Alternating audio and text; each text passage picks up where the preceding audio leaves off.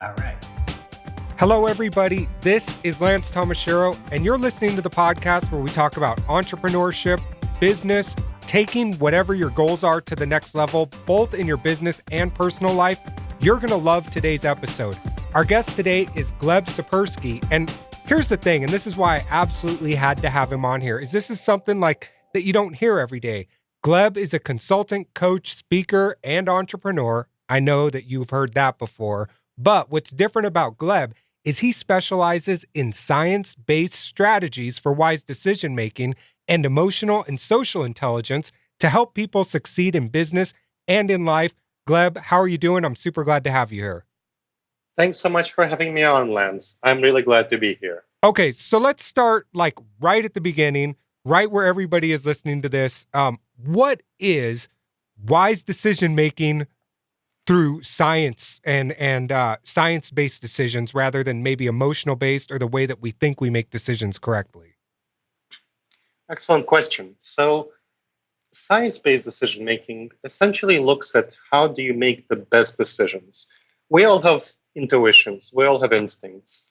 We all think that, this diet is good for me or this diet is good for me. But when you actually go out and do the research, you find out what diet is actually good for people so that they have the most healthy outcomes. The same thing goes on in business. When you look at business and people have, again, different intuitions, this is the right thing to do, or this is the right thing to do. Well, it turns out that no, your intuitions are not necessarily going to steer you in the right way. Just as if you have an intuition when your boss is criticizing you, to punch your boss in the face, that's probably not the best intuition. Most of us would intuitively recognize that that's not a good intuition. So I think that this kind of brings up an interesting point, because I think, most people, as entrepreneurs who we're mostly talking to, they have this idea, they think they want to start a business, they go out, register a business, get business cards set up, and then find themselves in this sort of weird position where they don't know what to do next, find maybe that their boss isn't as big of an idiot as they thought he was, that he does a lot more than they thought he. So how does somebody, either if they're thinking of starting a business or are kind of in that situation where they've done something and are like, oh my gosh, what should I do now? How do you balance that whole idea of this is what I want to do, which I kind of think of as intuition, versus what should I actually do next? And how do you evaluate those two? Yeah, so great point. So first of all, just to be clear, intuition is not bad. Sometimes it is the right thing to do to punch your boss in the face, in rare instances. But sometimes it is a good idea to jump on that bandwagon and go with your business. And sometimes it's a bad idea.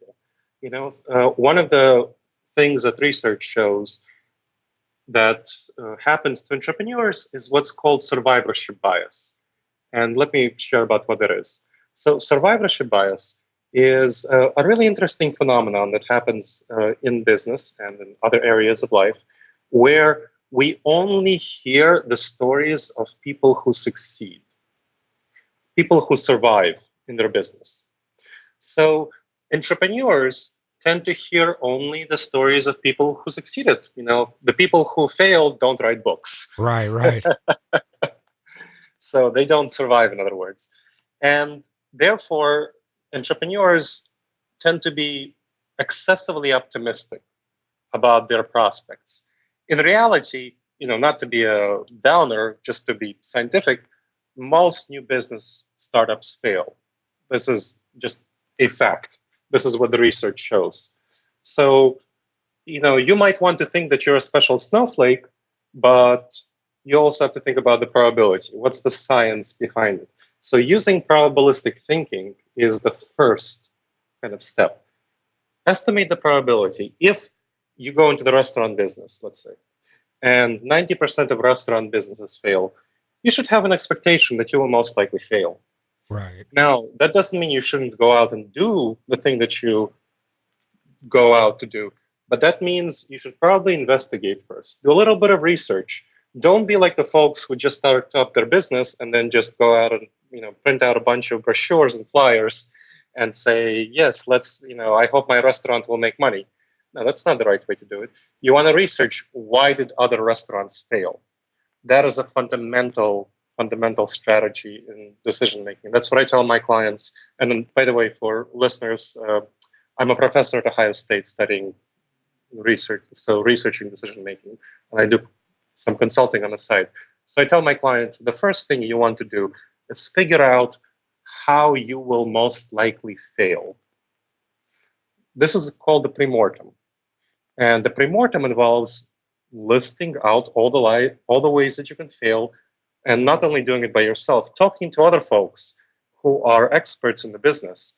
If we go again, with a software company, let's say, talking to other folks who succeeded in the software business and seeing why they succeeded, and talking to people who failed and seeing why they failed, and learning from them, learning what not to do and what to do. So doing a premortem, that's something that's a basic strategy that you want to do to figure out whether and how you should proceed. And I mean, I think that you're right. I mean, the one word that really stuck out to me as you were explaining this is excessively optimistic. I guess that's two words, but excessively optimistic. And I think that on one hand, that's what makes entrepreneurship work, right? Like these people that are so optimistic, that have these dreams and can do all of this. And then, then all of a sudden I'm like, oh man, what a downer. He's telling me, probability is I'm going to fail, which is true. I mean, this isn't a stat you're making up. This is a stat you can look at, with the Small Business Association, with whatever, that these businesses fail. But what I really like about what you're talking about here is understanding why the business you want other businesses like you failed, so that you can be prepared for that, or at least have some kind of plan to take care of that.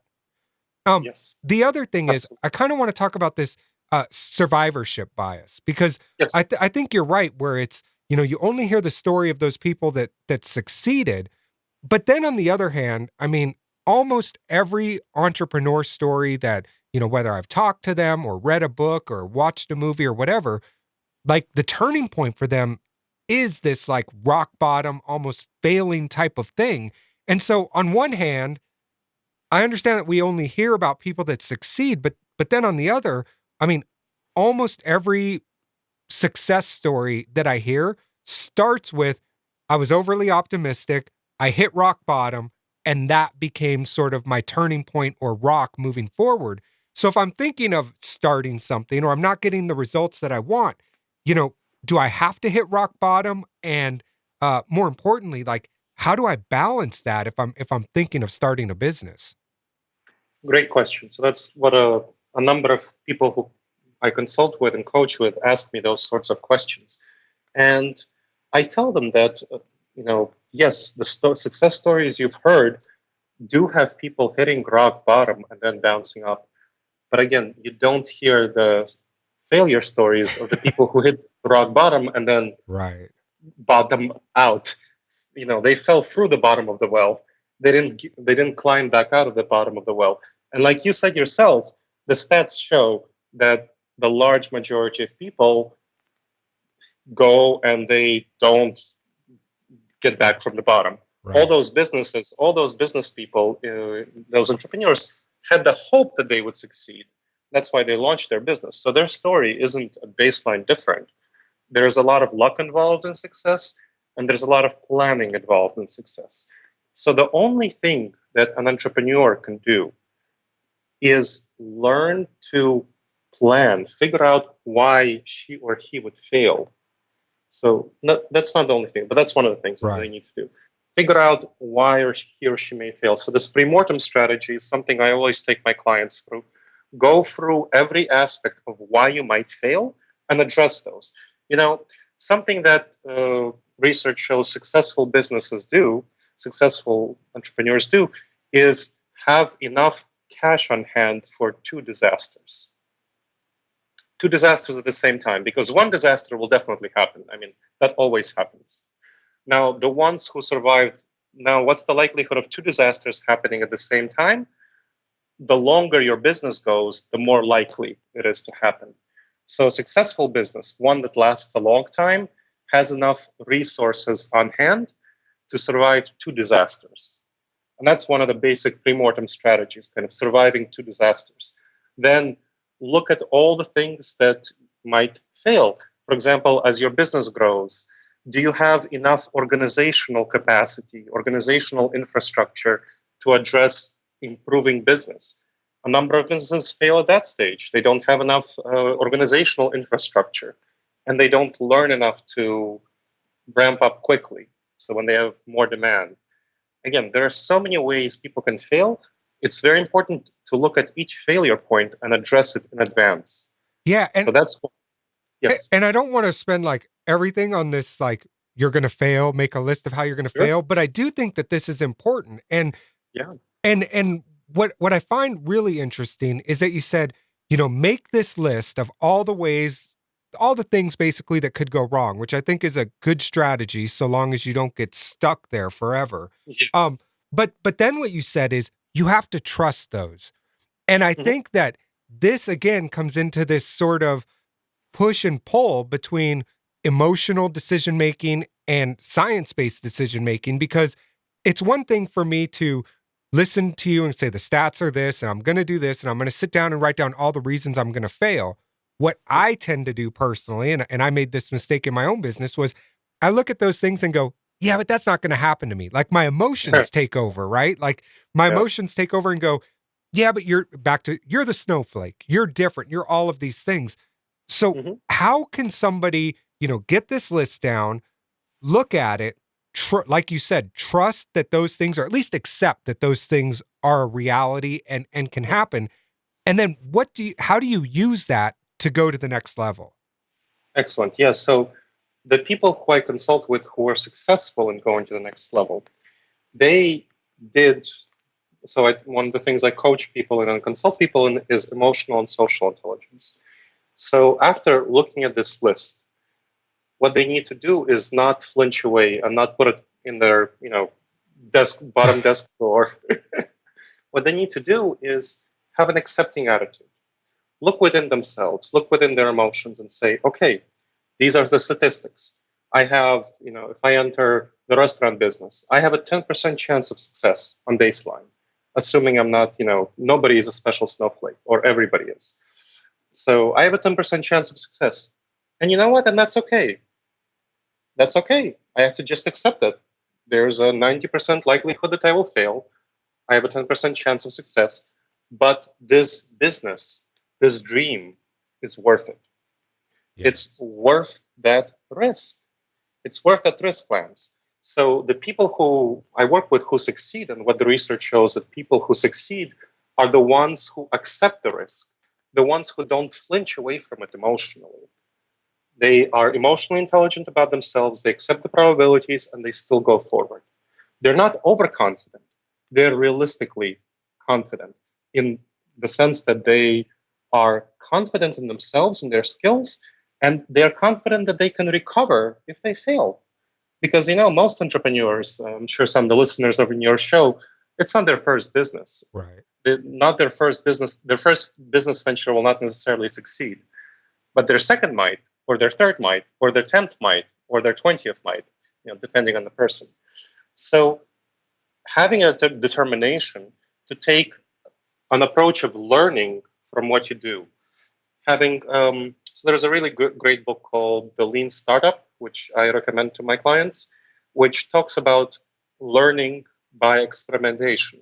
So figuring out what works, what doesn't, doing more of what works, doing less of what doesn't work, and not seeing things that don't work as a failure, but as an opportunity to learn. And even seeing your whole business venture as an opportunity to learn, even if it fails, even if you bottom out, that's fine. That's okay. As long as you can accept that and live with that, you can actually engage with the list of things that would go wrong, and keep revising it over time, which is another strategy I talk to my clients about. How do you address this list over time? Because a business at 0 months is different than a business at 2 years, is different than a business at 5 years. And each of these has a different way that it can go wrong. And you need to be okay emotionally with all of that.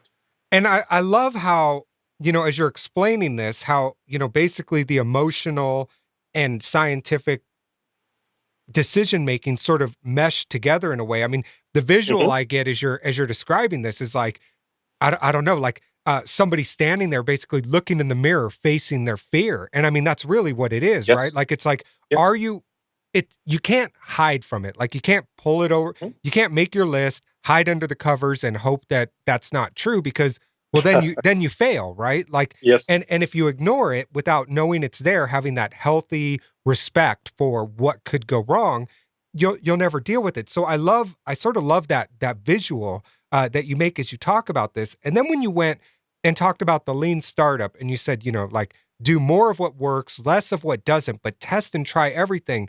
And one of the big mistakes that I feel like I see entrepreneurs making all of the time is they fail at something. And like I said, I don't like to use the word fail, but something doesn't go the way as they expect, right? With their Hmm. optimism and anything else, it doesn't go the way they expect. And they go, that doesn't work. I'm off to something else. This is all Yeah. hogwash, or they give up, right? Like they get this Yeah. defeatist victim mentality. And what I love about, the lean startup and how you're explaining this is no, that's not a failure. That's growth. Like that's how Hmm. you go to the next level. And it's almost looping back to, where we start with the survivorship basis, where every story you hear, most success stories, they hit rock bottom and they move on. Hmm. And I think that this survivorship bias that comes out in people starting is they don't hear that part and they expect that for them it's just going to be smooth sailing Yeah. because I'm not going to make a mistake, or I know what my failure points could be, so I won't do that. And then all of a sudden, when something doesn't go the way that they anticipated, I mean the wheels fall off the wagon and they don't know how to move. They get stuck. I think you're absolutely right, Lance. That's a really wise point that you make, that they don't expect failure, or they don't expect that things will not necessarily go as they would like them to go. And they are unable to recover. And the main thing that causes them to be unable to recover is emotions. They feel bad. So that's where the emotional and social intelligence comes in. People feel bad about it, and like you said, they throw up their hands. And I had a lot of my clients who came to me and said, like, "Oh, this thing is not working. Why is it not working? It's not going according to plan." And I'm like, "Okay, you're doing a new thing. It's okay. It's not necessarily going to go according to plan. Take from this what did you learn?" And then I go with my client and I sit through and list out the things that they learned from going through Yeah. this experience, and how they can do things better in the future within this area, or they can pivot to another area if they decide, based on significant evidence, that really their activity isn't working. But yes, I think one of the big failure modes that I notice is people not being sufficiently persistent. That's one. And also taking too big of a risk Uh-huh. with a venture. So, if we go back to the food startup, to the food thing, there's a way to test out the waters. You can get a food truck before launching a big fancy restaurant. Right. Or you can do some, if you're a software person, I consult with those. You can start doing things on the side while still keeping your corporate B job, and see if there's a market for your services, as opposed to punching your boss in the face and leaving and saying, okay, now I'll be independent and do things on my own. Because yeah, I mean, that's not a recipe for success. And, and there was Well. something that you said very subtle that I think is a super important exercise. And that is when things don't go the way you expect them, sit down and list it out so that you know what they are and figure out what the learning experience was from that. And I think that so many times that's the disconnect. I mean, that's the bridge from a bump in the road to getting over the bump, right? Like, I mean, a, Mhm. a lot of people, and I think that there's something to actually sitting down and writing it out. Because a lot of people go, yeah, I did it in my head. I learned blah blah blah, but I can't prove this. Maybe something about this, but like Mhm. something happens when you actually, and you've said this a number of times, like sit down and list this out, there's something that happens when you do the physical action of actually like making a list or writing something out where it comes out of your head, sort of into the physical world, one that you can see it in a different light, see maybe what you did learn from it, but also you can like get rid of it and get it out of your system so that you don't have to dwell there. And I think that one thing that you said really subtly can help so many people just overcome these little hurdles that they get through, because I really believe that's the bridge. Lance, I think you're absolutely right. This is why I create a lot of tip sheets and guideline sheets for my clients to guide them through these activities. Now, the reason I do this is because there has been significant research showing the benefits of externalizing it, and not simply, when we have it in our heads, it's very vague and fuzzy. Yeah. And we think, okay, we learned, but really, research shows that we don't keep things in our memory nearly as well if we don't externalize them. And externalizing them means talking them out to a friend, to your colleague, to me, like a consultant coach or somebody else, and getting feedback from them. And doing the exercise, sitting down by yourself and doing the exercise. So research shows that writing things out causes us to reflect on these things in a much more thorough and conscious manner, applying our reason to it as opposed to just our emotions and intuitions. And we can figure out much more effectively where things have gone wrong. Moreover, if you write things out, then you have a track record and you can go back to the past. So it's essentially being a scientist in regard to your business. Looking at the evidence, creating an experiment, you have a hypothesis. This product will do thing X, and then you have and then you experiment. Will 100 people buy this, cheesesteak if I make it? And then you see if that happens for $5, and then you see if that happens, and then you gather the evidence and you backtrack it, and then okay, maybe I change some ingredients, and then more people will buy it, or maybe the marketing or something like that. So that allows you to be very experimental and very scientific in regard to your business, and that there's a high correlation between that approach and business success. So people who do that are much more successful, much more likely to be successful than people who don't do that. Now, showing others what you wrote out, your business partner, again, your husband or wife or friend or someone, gets you an external perspective. And that really is very helpful for cooling down the optimism of many entrepreneurs because, oh, hey, my business, it's my baby. It can't criticize it. It's awesome and so on. But really, no, it's not nearly as awesome as we tend to think it is. And that's why the outside perspective is so helpful. And what's interesting about all of this is when we first started talking about this, I thought you were going to be like, no, you got to make all your decisions based on numbers and science and all of this stuff. And really, what you're talking about is mixing the emotional with the scientific, not getting rid of it. Mm-hmm. And what I keep hearing is your brain plays tricks on you. Your brain plays tricks on you. And until you get that under control by externalizing things, by understanding there's a survivorship bias, by doing this premortem, listing out all of this stuff and getting out there, like you really do get tricked in this weird part where you need to have this balance of emotional and science-based decision-making. But if you're not aware and doing the things that you're talking about, you end up in almost 100% emotional based, meaning whatever tricks your mind is playing on you, and you're not looking at the facts and reality. And more important, you're not moving forward based on the experiences that you have. So I love this stuff. I think that you've given a ton of not only like good theoretical stuff, but like real things that all of us can do and incorporate into our businesses, starting right now. And if somebody's listening to this, Gleb, and they want to find out more about you, I know that you've written a bunch of books. I know that you do consulting. Where can they go to get in touch with you, see what you're up to, find out more about this science-based decision-making process for their business? Sure. So they can check out my website, which is glebtsipursky.com, glebtsipursky.com. I also run a nonprofit called Intentional Insights, and the website there is intentionalinsights.org. If they want to contact me by email, it's gleb@intentionalinsights.org, or just Google my name, that'll come up, Gleb Tsipursky. So I welcome all queries, and I'll be happy to chat with any of your listeners. Awesome. Well, I appreciate you being here. I think this is fascinating and something that, everybody should incorporate these ideas into their daily process, into how they're looking at their business. You can check out Gleb at glebsapersky.com or intentionalinsights.org.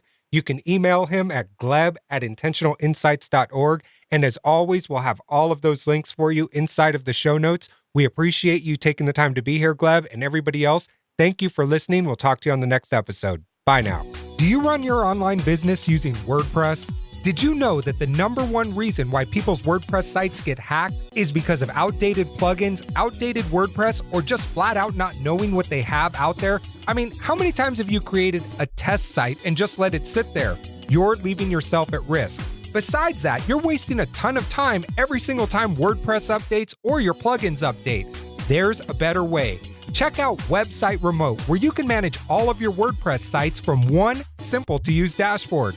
I'm talking about comparing what's on each site, comparing what versions are out there, and, most importantly, choosing what you want to update when you want to update it with one single click. This is the way that you need to be managing all of your WordPress sites. And we have a special just for you for being a listener of The Lance Tomashiro Show. Head on over to websiteremote.com/LTS. That's websiteremote.com/LTS to get your 99-cent trial started today. You're never going to look at managing your WordPress sites the same way again.